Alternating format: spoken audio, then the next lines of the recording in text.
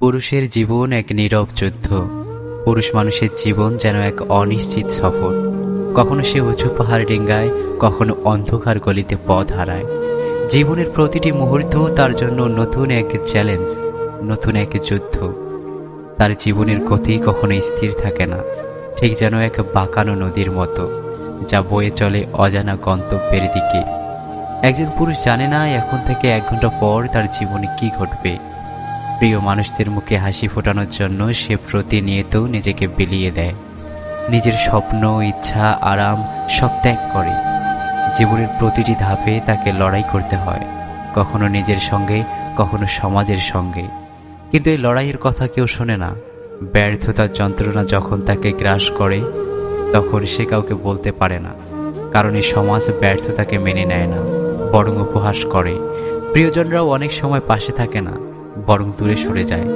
একজন পুরুষ যখন সফল হয়, তখন সবাই তার প্রশংসা করে, কিন্তু যখন সে ব্যর্থ হয়, তখন একা পড়ে যায়। তবুও সে হাল ছাড়ে না। শত কষ্ট, দুঃখ, হতাশার মাঝেও মুখে হাসি রাখে।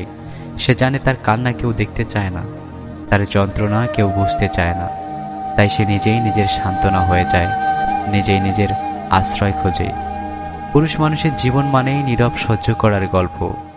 নিজের কষ্টের কথা কাউকে না বলে, সব লুকিয়ে রেখে চারপাশের মানুষকে ভালো রাখার এক অনন্ত প্রচেষ্টা। তার হাসির আড়ালে লুকিয়ে থাকে অজস্র না বলা কথা, চাপা কষ্ট, অব্যক্ত কান্না। কিন্তু সে জানে তার হাসিটাই সবচেয়ে বড় ঢাল, যেটা দিয়ে সে তার ভালোবাসার মানুষদের রক্ষা করে, সুখে রাখে। হ্যাঁ, এটাই পুরুষের জীবন, একটা নীরব যুদ্ধ, যে যুদ্ধের সৈনিক হয়েও সে কখনো নিজের অস্তিত্বের দাবি করে না।